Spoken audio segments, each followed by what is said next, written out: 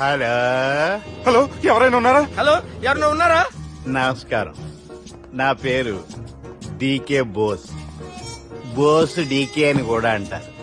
Hyderabad flying club కి స్వాగతం, సుస్వాగతం. స్వాగతం ఏంటయ్యా? మా ప్రాణం పోయేలా ఉందా బాబు?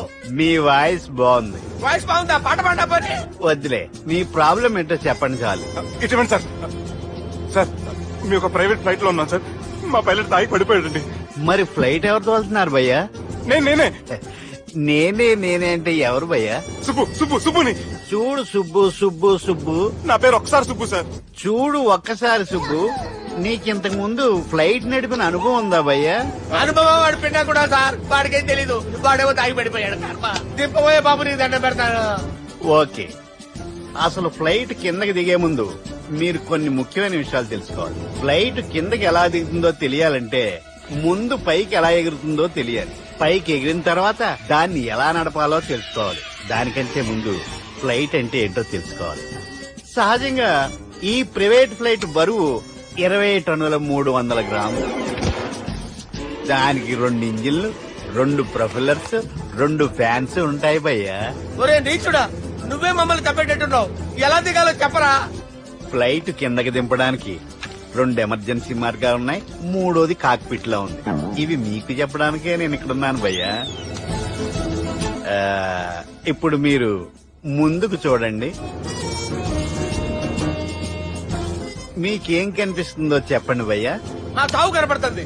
లేదు, చావు కంటే ముందు, అంటే మీ ముందు గుండ్రంగా ఓ పెద్ద చక్రం కనపడుతుందా భయ్యా? ఉంది. దాని పక్కనే ఓ రెడ్ బటన్.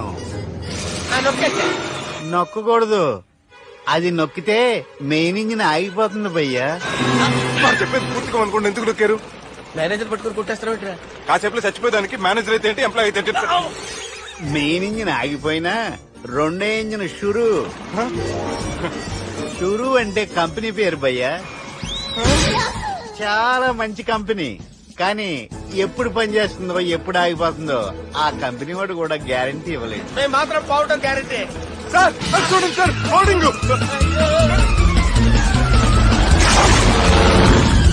ఒరే నీకు దండం పెడతాను, ఎలా దించాలో చెప్పరా?